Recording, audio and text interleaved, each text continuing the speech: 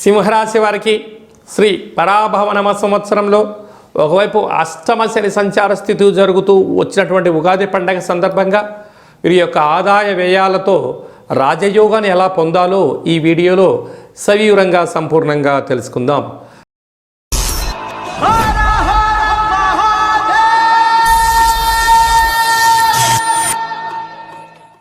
ఓం నమః శివాయ. నమో నారాయణాయ. స్వర్ణాకర్షణ కాల భైరవాయై నమో నమః. హరి ఓం. మా ఛానల్కి స్వాగతం.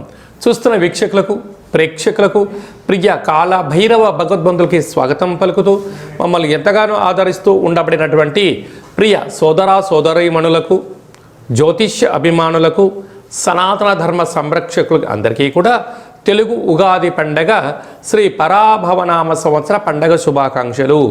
ఈ సంవత్సరం రాజు దేవగురు బృహస్పతి అవ్వడం వలన అందరికీ మంచి విద్యను, విద్యార్థులకు విద్యను, ఉద్యోగస్తులకు ప్రమోషను, వ్యాపారస్తులకు ధనాదాయము, రాజకీయవేత్తలకు అనేక రకాల పదవులు అలంకరిస్తూ నైపుణ్యంతో కూడుకున్న, ఆరోగ్యంతో కూడుకున్న ఐశ్వర్యాన్ని ప్రసాదించాలని మనం కూడా మనసారా కోరుకుందాం. ద్వాదశ రాశుల్లో గ్రహ గమనాలు వీక్షింపచేద్దాం. మిథున రాశిలో దేవగురు బృహస్పతి సంచార స్థితి, సింహరాశిలో కేతు సంచార స్థితి, అలాగనే కుంభరాశిలో రాహు సంచార స్థితి, మీనరాశిలో శని భగవానుడి సంచార స్థితితో ద్వాదశ రాశుల్లో గ్రహ గమనాలు ఈ విధంగా ఉన్నాయి. ఈ సంవత్సరము రాజు దేవగురు బృహస్పతి అవ్వడం వలన సకాలంలో పంటలు, విద్య, ఉద్యోగము, ఐశ్వర్యము, అనంతమైన ఈ భూమండలమంతను కూడా నిత్యము సస్యశ్యామలంగా ఉంటుంది. కనుక అందరికీ ఇది చాలా శుభకరణంగా భావించగలగాలి. మంత్రివర్యులు కుజభగవానుడు అవ్వడం వలన పాలకుల మధ్య స్వల్పమైన విభేదాలు ఉండే అవకాశాలున్నాయి. సమన్వయంగా ఎవరైతే ముందుకు వెళ్ళగలరో వారందరికీ ఐశ్వర్యం కలుగుతుంది అని చెప్పి గమనించాలి. కనుక ఈ సంవత్సరము పరాభవనామ సంవత్సరము అంటే కొద్దిపాటి అధర్మంగా ఉండబడిన వారికి పరాభవము, అవమానం తప్పదు. ధర్మబద్ధంగా ఉండబడిన వారికి ఐశ్వర్యం కలుగుతుందని చెప్పి కూడా గమనించాలి. సింహరాశి వారికి శ్రీ పరాభవనామ సంవత్సరంలో ఒకవైపు అష్టమ శని సంచార స్థితి జరుగుతూ వచ్చినటువంటి ఉగాది పండగ సందర్భంగా వీరి యొక్క ఆదాయ వ్యయాలతో రాజయోగాన్ని ఎలా పొందాలో ఈ వీడియోలో సవివరంగా సంపూర్ణంగా తెలుసుకుందాం. సింహరాశిలో ఏ నక్షత్రాలు వస్తాయనగా మఖా నక్షత్రంలోని 4 పాదాలు, పుబ్బా నక్షత్రంలో 4 పాదాలు, ఉత్తరా నక్షత్రంలోని 1 పాదం కలిపితే సింహరాశి. రాశాధిపతి రవి భగవానుడు. వీరి యొక్క ఆదాయ వ్యయాన్ని మనం గమనించినట్లయితే ఇప్పుడే శని భగవానుని యొక్క దివ్యమంగళమైన ఆశీస్సుల చేత స్వీయ నియంత్రణ, సత్ప్రవర్తన, క్రమశిక్షణ, ఆలోచన విధానం మారడం, వీరికి సహస్రార చక్ర ఓపెన్ అవ్వడం వలన సమస్థితికి వచ్చారు, ఉచ్చస్థితిలోకి వచ్చేశారు ఇప్పుడు మీరు. కనుకనే వీరి యొక్క ఆదాయం 7, వ్యయం కూడా 7. ఎందుకనగా ప్రతి విషయాన్ని క్షుణ్ణంగా పరిశీలించి విషయ పరిజ్ఞానం చేత జీవితం జ్ఞానం బోధపడింది. ఎంత ఖర్చులు ఉన్నాయో అంత ఖర్చుకు ధనం రాబోతుంది. తృప్తి చెందడం నేర్చుకున్నారు. కనుక మీకన్నా అదృష్టవంతులు ఎవరు లేరు అని చెప్పి కూడా గమనించాలి. అలాగనే రాజ్యపూజ్యం 5, అవమానం 5.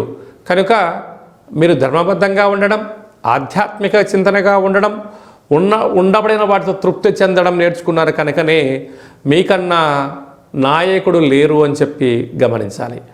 రాశిలోనే కేతు సంచార స్థితి, రాశాధిపతి రవి భగవానుడు ఇలా నీరసాధిపతి అవ్వడం వలన వీలైనంత వరకు ప్రతి విషయాన్ని ఆలోచించి మాట్లాడడం వలన మీ నైపుణ్యత పెరిగి సమాజంలో ఎనలేనటువంటి గౌరవ మర్యాదలు మీ సొంతం కాబోతున్నాయి. 2వ స్థానాధిపతి బుధుడు విశేషంగా వీరికి ధాన్యాధిపతి అవ్వడం వలన ఆహార ఉత్పత్తులు, దాన ధర్మ కార్యక్రమాలు, సేవారంగ కార్యక్రమాలలో మీరు పాల్గొనడం వల్ల మంచి బుద్ధి, మంచి సత్ప్రవర్తన వలన ఐశ్వర్య జీవితాన్ని కూడా మీరు పొందబోతున్నారు. అలాగే తృతీయ స్థానాధిపతి శుక్ర భగవానుడు సస్యాధిపతి అవ్వడం వలన వీలైనంత వరకు అందరూ బాగుండాలి, ప్రకృతి, పర్యావరణము, లోకరక్షణ, దేశసేవ చేయాలని మీ కోరిక కూడా నెరవేరబోతుంది. అర్ధాష్టమ రాశాధిపతి కుజభగవానుడు మంత్రివర్యులు అవడం వలన కొద్దిపాటి యంత్రాలతో, ఆయుధాలతో, ప్రభుత్వపు అధికారులతో, పోలీస్ శాఖ, రక్షణ శాఖతో న్యాయపరమైనటువంటి చిక్కులు కనపడుతున్నాయి. ఆరోగ్య సమస్యలు స్వల్పంగా రాబోతున్నాయి, తస్మాత్ జాగ్రత్త. అలాగనే వీరికి విశేషంగా ఈ సంవత్సరము 11వ తారీఖు 9వ నెల 26 శ్రావణ మాస అమావాస్య పుబ్బా నక్షత్రం, ఉత్తరా నక్షత్రం రోజున ఎలాంటి పనులను ఆచరించకపోవడమే ఉత్తమోత్తంగా భావించాలి. సప్తమ స్థానంలో రాహు సంచారం చేయడము, ప్రేమికులకు చాలా నమ్మకంగా ఉండగలిగితేనే ఒకరిని అర్థం చేసుకోండి, లేకపోతే ఎవరికి వారే యమునా తీరే. భార్యాభర్తల మధ్య అన్యోన్యత అవసరం అని చెప్పి కూడా గుర్తు పెట్టుకోగలగాలి. అష్టమ స్థానంలో శని భగవానుడు ఉండడం, రాశాధిపతి రాజు అవ్వడం వలన ఆరోగ్యాన్ని బాగా కాపాడుకోవాలి. ప్రతిరోజు తప్పక సూర్య నమస్కారం అవసరం, సూర్య భగవానికి అర్ఘ్యం కూడా అవసరం అని చెప్పి గుర్తు పెట్టుకోగలగాలి. అదే కాకుండా ప్రతి ఆదివారం, ప్రతి శనివారం మధ్యమత్తు మాంసాలకు దూరంగా ఉండడం, వీలైతే ఉపవాసం ఉండడం వలన ఏకాగ్రత పెరిగి, అదృష్టం కలిగి, సహస్రార చక్రం వెలిగి, భూత భవిష్యత్ వర్తమానములలో విజయాన్ని సాధించడానికి అధికమైన ఉపయోగాలు ఉంటున్నాయి.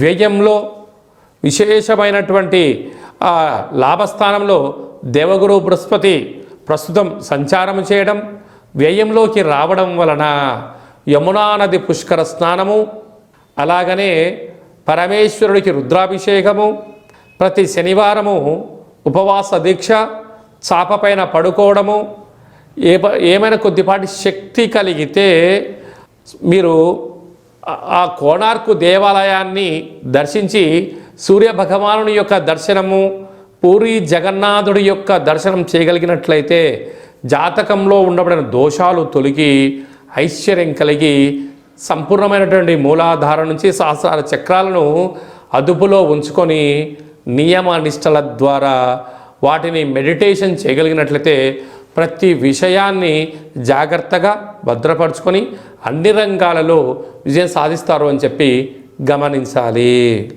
శ్రీ పరాభవనమ సంవత్సరమంతను కూడా అన్నింటా మనం విజయం సాధించగలగాలి అన్నట్లయితే రాజు దేవగురు బృహస్పతి అవ్వడం వలన ప్రతి గురువారం పూట శ్రీ మేధాదక్షిణామూర్తి స్వామి యొక్క దర్శనం, రాఘవేంద్ర స్వామి వారి యొక్క పారాయణం, గురుచరిత్ర పారాయణం చేయడం వలన అందరికీ శుభం కలుగుతుంది. ఈ సంవత్సరము మనకు యమునా నది పుష్కరాలు కనుక పుష్కర స్నానం చేయడం వలన సంపూర్ణమైనటువంటి సకల దోషాలు తొలగి ఐశ్వర్యం కూడా కలుగుతుంది.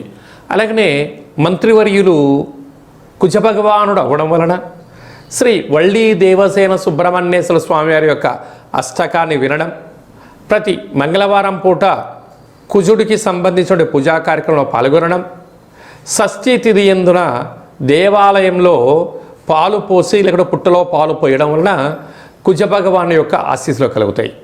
అలాగనే ఈ సంవత్సరం పేరే పరాభవనామ సంవత్సరం. అధర్మంగా, అన్యాయంగా ఉండబడిన వారికి కొద్దిపాటి ఇబ్బందులు ఉంటాయి. కనుక ఎవరు కూడా పుట్టగానే ఎవరు తప్పులు చేయాలనుకోరు.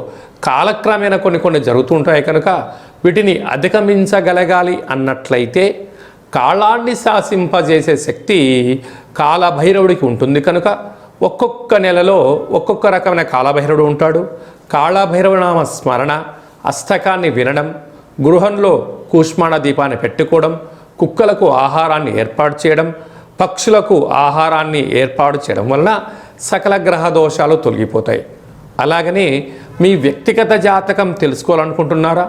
మీ యొక్క పేరు, పుట్టినటువంటి తేదీ, నెల, సంవత్సరం, పుట్టినటువంటి సమయం రాసి పంపించినట్లయితే 100 సంవత్సరాల జాతకం రాసి పంపించి పుట్టినప్పుడు గ్రహ గమనాలు ఎలా ఉన్నాయి, శ్రీ పరాభవనామ సంవత్సరంలో ఎలా ఉండబోతుంది, రాబోయే కాలంలో భవిష్యత్ కాలంలో ఎలా ఉండబోతుందో మీకు సవివరంగా సంపూర్ణంగా తెలియచేయడం జరుగుతుంది.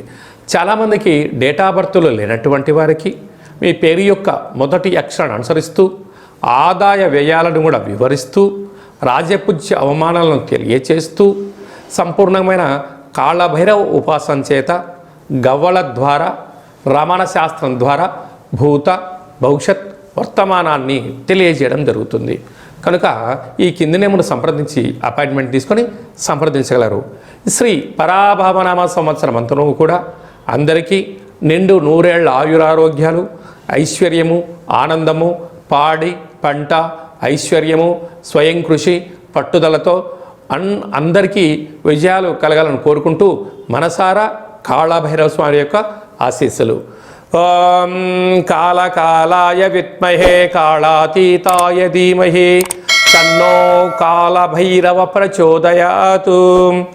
ఓం రాజాదిరాజాయ ప్రసహ్య సాహినే నమో వయం వై శ్రవణాయ కుర్మహే సమే కామాన్ కామకామాయ మహ్యం కామేశ్వరో వై శ్రవణాయ మహారాజాయ నమః. శతమానం భవతు శతాయు పురుష సతేంద్రియ ఆయుష్యేవేంద్రియే ప్రతితిష్టతి. ధనం ధాన్యం బహుపుత్రలాభం శత సంవత్సరం దీర్ఘమాయు.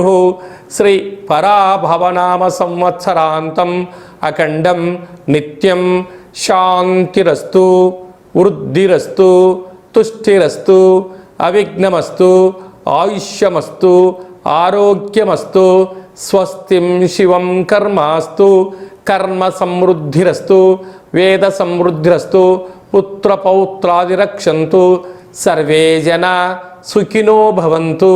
లోకా సమస్తా సుఖినో భవంతు. సర్వం కాళభైరవ దేవతార్పణమస్తు. హరి ఓం. ఈ వీడియో మీకు నచ్చినట్టయితే మా ఛానల్ని సబ్స్క్రైబ్ చేసుకోండి. అందరికన్నా ముందుగా ఆధ్యాత్మికమైనటువంటి సలహాలు సూచనల కోసం మా ఛానల్ని గంట సింబల్ ప్రెస్ చేసి ఆలైన బటన్ కూడా ప్రెస్ చేసి భగవద్బంధులకు, మిత్రులకు, స్నేహితులకు ఈ సమాచారాన్ని, భక్తి సమాచారాన్ని చేరవేసి హిందూ ధర్మాన్ని కాపాడగలరు.